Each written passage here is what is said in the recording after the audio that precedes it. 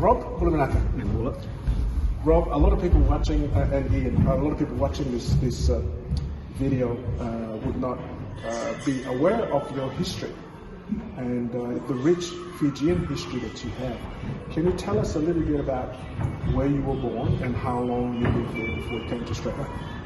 I was born in Fiji, and we came to Fiji, back to Australia, just after my 21st birthday. Okay, what year was that? We came to Australia in 1976. 1976. And the year you were born in Fiji? 1954. 1954. Rob? I was born in Levuka in 1958, and then came at the same time to Australia in 1976. And the reason you were both born in Fiji is because? My father was a missionary in Fiji. So they went there in 1953 with my sister, who was then an infant. And this is Rev Alan Hatcher. Yes. And so he served in Fiji for a number of years, well, obviously. Yeah, in several places. There for just over 21 years. Yeah. So I started in double level. Double level? Near Nausori. Yeah. Then went to Levuka. Then went to South Saba, and Ngelakula, and then to Turak, and then back to double level again. Wow. So 76 you came back to Australia, both of you, right? You were in your early 20s, late teens, for yourself, Rob. So you came to Australia, where'd you go? I first went to Rosebery College. In South Australia? In South Australia. Yep. And then after that, I went nursing. Rob? I started a Bachelor of Agricultural Science and then horticultural trainee with Botanic Gardens. So that's what I studied and carried on in my career. So Mum and Dad came back. What did they do when they returned to South Australia? They were starting off, they were a minister in the Goodwood Parish. Vermont. And then it went to the Uniting Church. And then they were in the, what was it called then? The Flurio Presbytery. Flurio Presbytery. And then after one placement here, they went to a country placement, which is up at Wakefield. And then in Balaclava. Yes. And then they retired there. And then when they moved back in retirement, they came to this as their church. Vermont Uniting Church. And so, Vermont Uniting Church, they were there, and then the Fijian community, the local Fijian community, got involved. That's right. That's about that same time that Jerry was talking about, and Dad was part of that, getting them to be able to use this facility, and he joined in and gave them a lot of the grounding in theology that he had, and was able to speak Fijian and still be able to preach in Fijian. And like Ian said, he thought more in Fijian than he did in English. Which is what I want to get into, because that blows my mind. Now, I was fortunate to be one of the first congregation to start here with Rev Hatcher, and I remember those days when he preached better Fijian than some Fijians I've heard.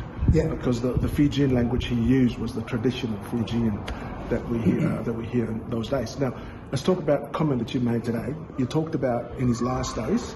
Now, I remember hearing from a psychologist that for those that are, getting to an age where, this dementia starts setting in, they often revert back to their mother tongue. That's what I always thought. Now, I'm a psychiatric nurse. Oh, okay, there you go. Okay. And I've always been told that the last language you retain is the first language you learn, Right. which is your basic language. Right. And then when Dad started losing English, I thought that's not right. It's thrown that theory. That throws that theory. So I challenged the psychologists and the neuropsychologists at work, and they said, well, they think now it's the language you think in. Oh, wow. It's the language you retain. And I said, well, that must mean that Dad thinks in Fijian. So talk about some of those comments and stories you made. The nurses he was having difficulty communicating to the nurses here in South Australia because he was speaking Fijian. Yeah. He couldn't speak English. Couldn't express communicate himself. with them. He couldn't express himself in English, and he would say things like, he would call me up, and he'd even say it to me. He said, "I'm Lenga in pajamas."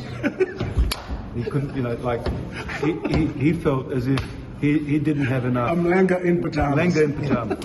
But, so you need pajamas. But he wanted the light switched off, and he'd tell them to bokoladina. And those are the sorts of phrases, and he couldn't understand why they didn't understand him, because of course. And it was causing frustration on both sides. But for Dad, it was something else. Yeah.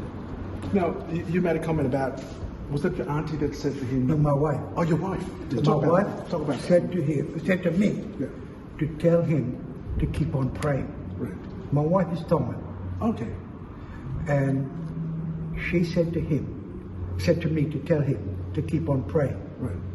And so I said to him when I first came down, Yeah. Priscilla's got a message for you, Dad. Yeah. She says to you to keep on praying. Right. And initially he just looked at me. This is at the nursing home. At the nursing home. Right. But before I came, when I was just going to come back, and I stayed there, a week? Yeah.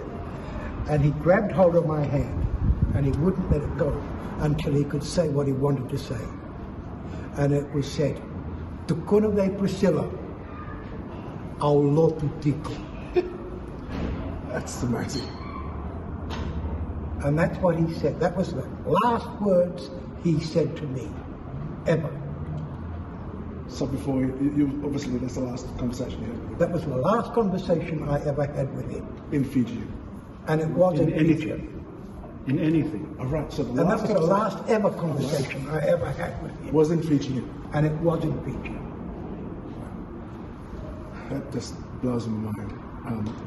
And that's why I said it's relevant for today, which is a day where you are worshipping still. It's Aulotutiko. Yes. You're worshipping still.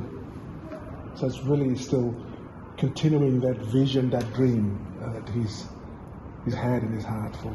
And it was interesting that some of the comments made today is that the missionaries that came from Australia to Fiji has left. This is the fruit of that. Johnny's father, Johnny Lotu's father, was a neighbour of ours in Davuleo. So Johnny and I, we used to play rugby against each other, sometimes in the same team on the Rara down at Davuleo. And sometimes he'd be in the opposition, sometimes he'd be in my team. Wow. So we used to play a lot together. Amazing. When Dad first went to Fiji, he was challenged by Reverend Drew. Yep. And the challenge was, missionaries come to Fiji to lead Fijians. I don't want you to come to Fiji to lead Fijians. I want you to come to help Fijians to lead. That's a perspective. And that was the challenge Dad went to Fiji. And so I think it was 5 times Dad was asked to be president of the Fijian Church. And the man who asked Dad to become president ended up being president instead.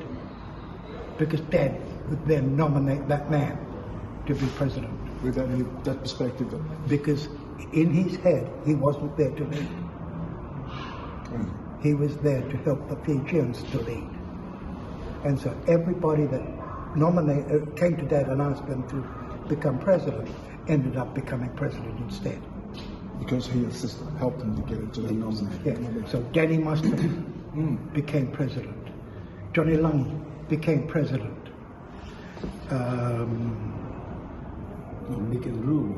Mick and Drew became president. And who was the last person that Dad nominated to become the president? The last one was Danny Mustard. But Inoki Koroi was one of the 5. One that was there in the coup. Okay. No. Yeah, Koroi was the last one. Yeah. He was the one that just before Dad left. This is amazing to actually hear this from you, because we've been part of this church for quite a while, and Reverend Hatcher's moved on, it's passed on, but to actually hear the history of his experience in Fiji, and your experience in Fiji, is such a valuable information, historical information for us.